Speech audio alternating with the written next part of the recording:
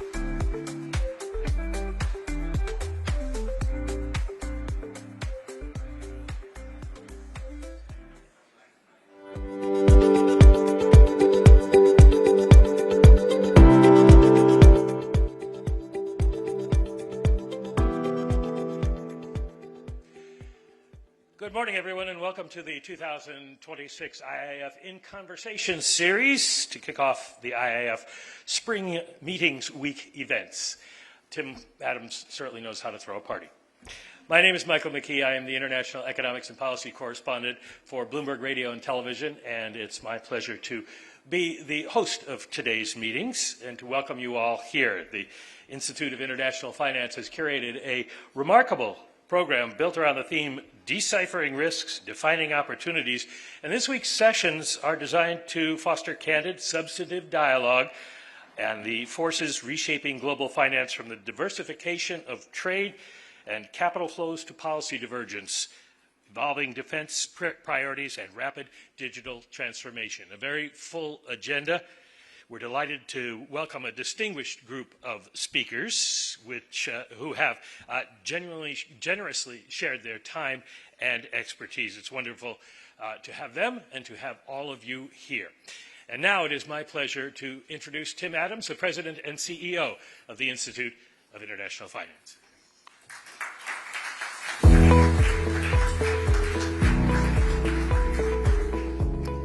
Thank you, Michael. Thanks, everyone, for coming today. Happy spring to you. As TSLA said, April is the cruelest month. I think he suffered from hay fever and allergies, so if I sneeze while I'm up here, I apologize ahead of time. Last April, Secretary Scott Bessent joined us and reaffirmed the U.S. commitment to the Bretton Woods institutions, albeit with a back-to-factory settings mindset. Frankly, I applaud both the reaffirmation and a focusing on the essential pieces, the essential mission of those institutions. He also reaffirmed the reserve status of the United States dollar is a global reserve currency. I think the room at the time breathed a general sigh of relief. Today, the Secretary is back a year later to join us on a different topic. It's broadly speaking a focus on development, human flourishing. Now we could fill this room with all the research and policy papers published over the past few decades on how to improve the state of humanity globally. Everyone has an opinion. Interesting, living conditions has improved radically. It often doesn't get discussed. The share of global population that lives in extreme poverty has plummeted by 60%. It was at 60% of the population when I was a young man. That wasn't that long ago. It's less than 10% today. The UN Human Development Index has risen steadily since 1990. Global income inequality has actually dropped. Literacy rates and school enrollment has skyrocketed since 1970, and infant mortality rates have plummeted over the past 50 years. The list goes on. Women and girls' education, women's role in the political systems around the world, access to medicines, access to clean water, electricity has all improved. The question is, how can we accelerate these trends? Personally, I think there are a number of important component pieces, and we're going to hear more about that shortly, but such things as just property rights. I was in Senegal 15 years ago, and I met a mango farmer who wanted to put in place an irrigation system for his mango farm. Unfortunately, he couldn't get the capital to do so because he didn't have title to the land. But the land had been in his family for generations. Simple things that we take for granted. Property rights, access to capital. I can't tell you how many small and medium-sized enterprises I've met throughout Africa or Asia or Latin America, just simply access to capital. And as the adage goes, capitalism without capital is just another ism. Access to markets and trade. Trade creates prosperity. Trade creates and builds wealth. Access to markets and trade. General education, incredibly important. Support for science and dissemination of research. Think of the Green Revolution. Norman Borlaug, many of you in this room maybe don't know who he is, one of the most important individuals in terms of the Green Revolution. He was the father of the Green Revolution, an American agronomist who changed the nature of wheat yields in India, but transformed agriculture production globally and raise the level of calories that we consume, maybe me too much, the amount of calories that are consumed globally. Health and human capital. I also like to note that when I was in the U.S. government, the U.S. Treasury, back in 2003, in the Bush administration, we launched PEPFAR, the President's Emergency Plan for AIDS Relief, which has invested over $120 billion since 2003. It has saved, ladies and gentlemen, 30 million lives. And I'm glad to see that this administration has remained committed to this incredibly important program. It saves lives. And of course, just simply robust economic growth, private sector capital formation, and productivity is a necessary condition for businesses and economies and people to prosper.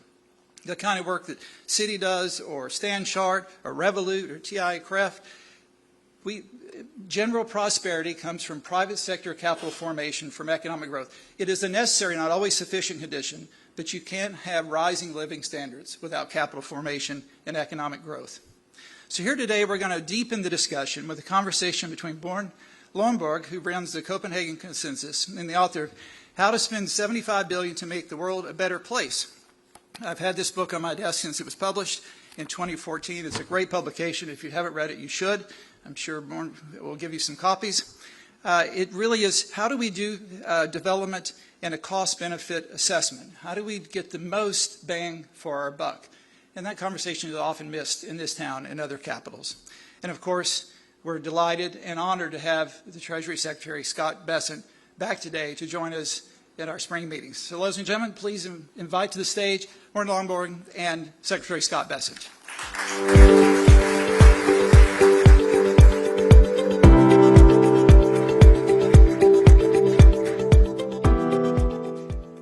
Thank you very much. And Tim, you kind of took away all our talking points. So, Mr. Secretary, it's great to have a conversation here today about the World Bank and the IMF here at their spring meeting. The goals of these institutions, of course, is to accelerate global development, drive economic growth, and lift billions of people out of poverty. And these goals remain vitally important. Unfortunately, many development institutions now prioritize Western elite issues like gender, social topics, and climate change over what the world's poorest people need and want: better education, health care, and reliable energy. Nowhere is this disconnect more clear than in their climate fixation. In the latest year, 48% of the World Bank's financing went to so-called climate finance, up from 44% the year before and exceeding their own 45% target. I suspect the reason why elites are so climate-focused is because they correctly see the poor as more vulnerable to climate impacts. But remember, poor people are more vulnerable to every impact. They're more vulnerable to disease, to hunger, to bad education, to corruption.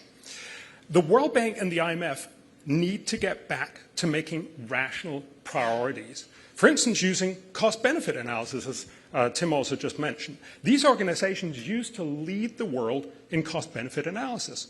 As I've argued for a long time, and the reason I think we're having this conversation now, is that we need to scrap these climate targets and get the World Bank and IMF back to their core missions.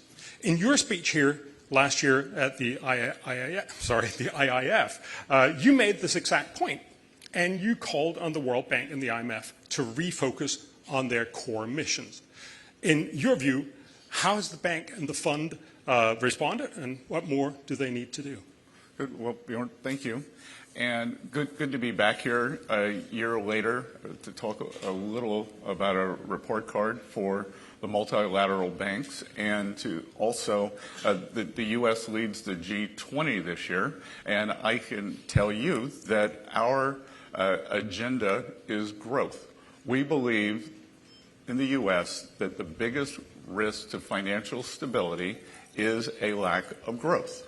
When I look at the choices, say, that Europe has made, that they unable to follow the Draghi report from Mario Draghi on how to increase growth. The EU was originally the European Economic Union, and it was meant to facilitate trade among the members, make it more seamless, create more prosperity, and it turns out that it's probably been a hindrance. In terms of the IMF and World Bank, I'm informed by the Grace Hopper, who was the first female admiral in the U.S., who I was a big fan of. She has some great sayings. Two of them, one is the most dangerous words in the English language are because we've always done it that way. And the second is the way to get things done is to get things done. And I think we need to step back and look at the IMF and World Bank, their core missions. The IMF, I believe, is global financial stability and stabilizing on the countries that are in bad equilibriums and getting them back to a sustainable path, an economically sustainable path. World Bank is to pull people out of poverty. And we cannot have, as Bjorn said, these kind of elite beliefs get in the way. And if we think about, I go back and I think a lot about this Nature magazine article that came out in April of 2024 that became the guiding principle for so much of the climate beliefs that GDP was going to be 60% lower by the turn of the century. And then, so it was the gospel for 18 months, and then it was refuted. So everything was based on that. So, I don't think that we can have this kind of short-termism. I think we have to stick with core principles, and I do think we are starting to see, at the World Bank, they are starting to take more for energy abundance and all of the above. Tact. They have now gotten on board with nuclear energy. I'm not sure why it ever went away. And then the IMF, I think, needs to lead by example, probably get rid of their golf course out in Maryland, and which I said last year, and focus on global imbalances. Because I can tell you, like this slow motion buildup of global imbalances after a lack of sustainable growth is the biggest risk. The world cannot take a China with $1 trillion trade surplus. And I think you're absolutely right. And one of those points that we believe somehow that climate is so important that we need to do everything. That, you know, the Nature study that you mentioned that suggests that we could lose 60% of global GDP if we didn't fix climate change, which later turned out to be wrong.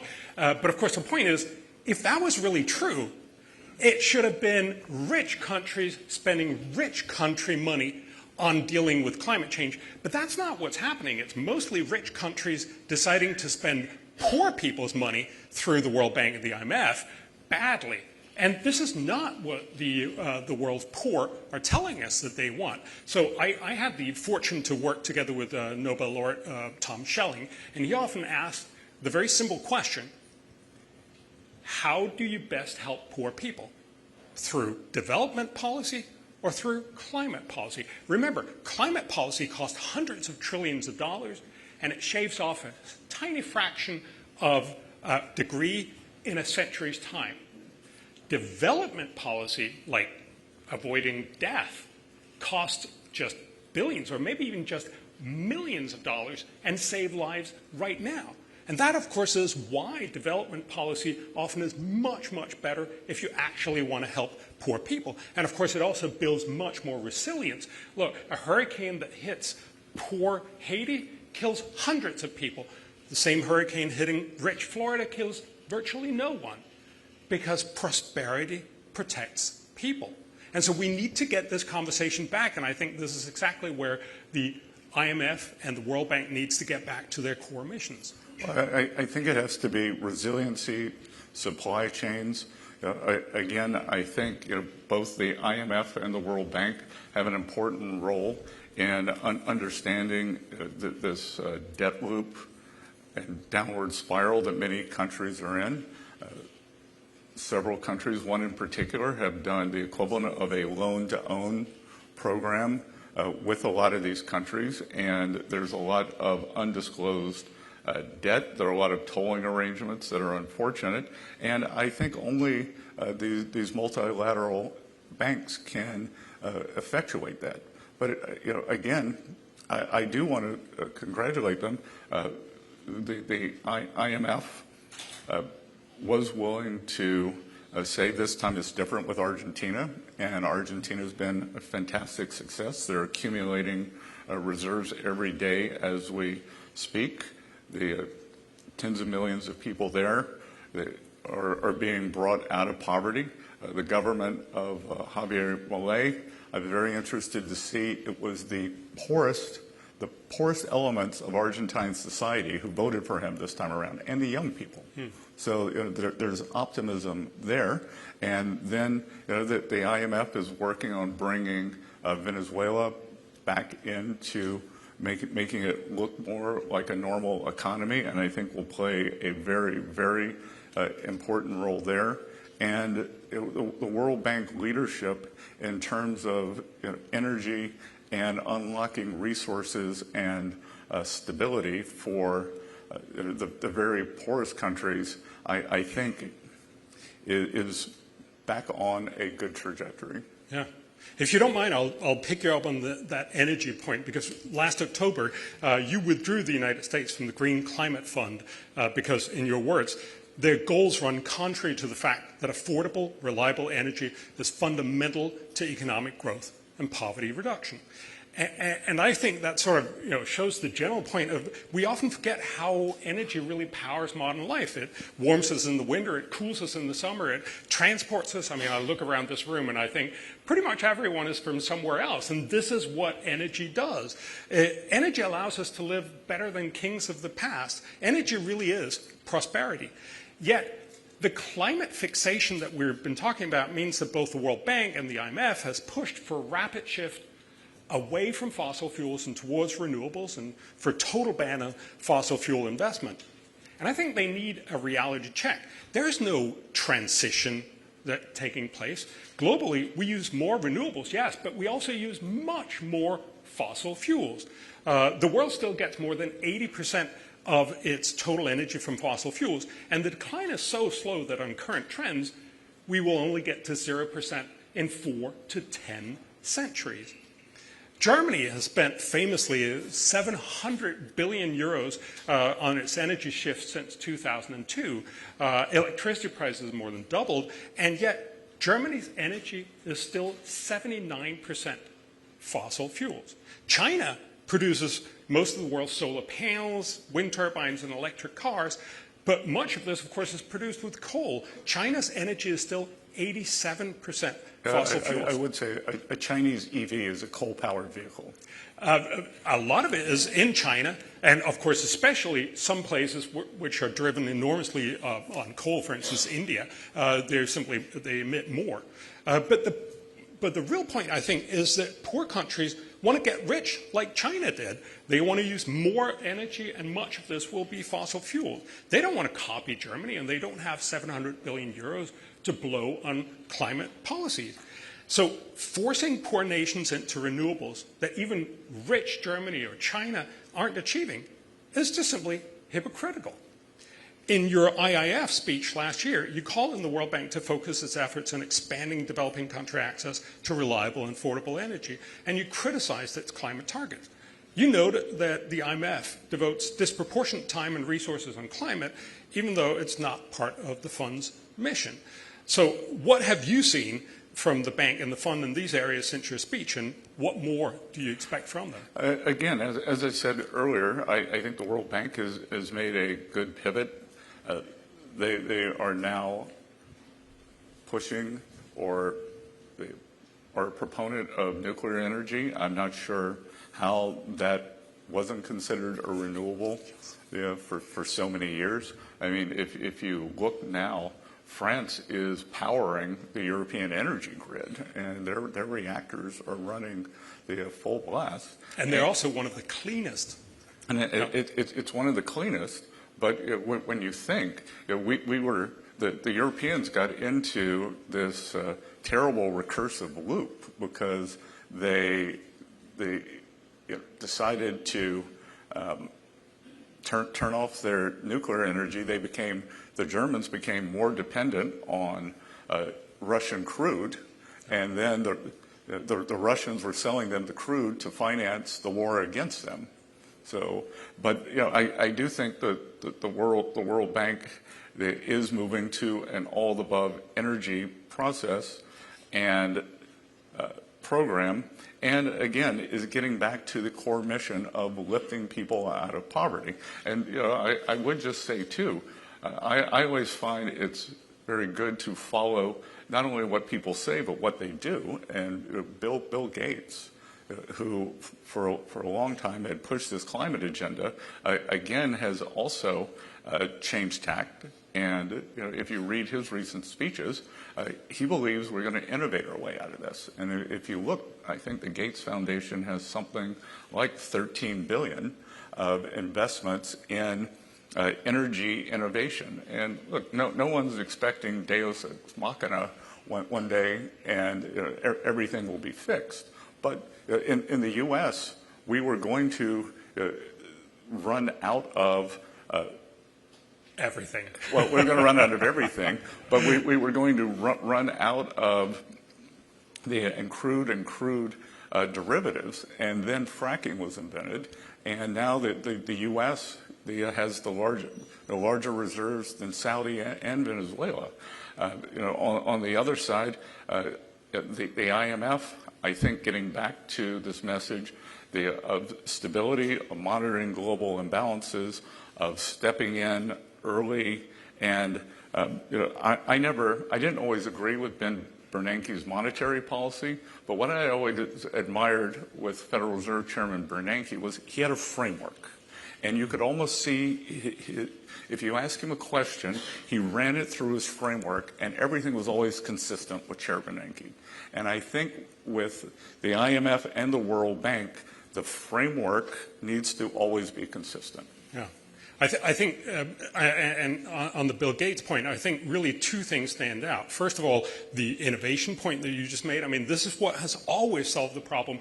Tim mentioned the green revolution that we had in the 1970s when we worried about running out of food. Remember, we didn't fix the problem of the world not having enough food by telling everyone, I'm sorry, do you mind not eating as much? And then we'll send it down to whoever it is that we worry about. The point was that we innovated a way to generate much more food. And of course, we'll do the same thing with climate. We are going to solve big problems through innovation. That's how we've always done it. But I think another point that Bill Gates made, which I think is incredibly powerful and useful when you talk about climate change, is he said, we've for so long been talking about climate as if the point is to cut carbon emissions or to reach a certain temperature limit. No, the point is to make the world better for humans. And there, the question is, do we make the world better for humans by cutting carbon emissions by whatever tons? Or do we make it better by, for instance, making sure small children don't die? Or that children get better educated in school? There's so many other ways that we can also do this. And this, of course, reflects back on the IMF and especially the World Bank on what can be done. And there are just so many incredible things that we can do first. Again, I think keeping the main thing, and not getting distracted because it feels good, it's convenient, it's kind of part of the Davos consensus, which much of the Davos consensus seems to have been shattered. Yes. So I want to just take us to our third and last point and talk about trade-offs. Because all international financial institutions need to get back to the core point of trade-offs. Look, the money that the World Bank spends on a solar panel can't be invested in healthcare or education. And the world's poor tell us very clearly not to focus on climate first. When Africans are asked in the Afrobarometer on what worries them the most, climate change came almost at the bottom. A vast survey of more than 50,000 Africans across 39 countries found that climate change ranked 31 of 34. The top concerns are not surprising. There's unemployment, the economy, health, education, poverty, roads, electricity, hunger, and corruption. Then it goes on for a long time until you get to 31, which is climate change. When your child might die tonight from a preventable disease, no family cares about shaving a fraction of a degree off global temperatures in a century from now. Elected leaders of poor countries tell us the same thing. In a large survey of low and low middle income countries, they show climate ranks 12 of 16 issues. Even the World Bank's own client surveys show climate ranks low. So international financial institutions should get back to focus on their strengths. As you've said, the World Bank should focus on poverty reduction and the IMF on macroeconomic stability. But the world's poor are very clearly saying, don't focus on climate first. So from your perspective as Treasury Secretary, how do you view the international financial institutions and their effectiveness in general, and the bank and the fund specifically?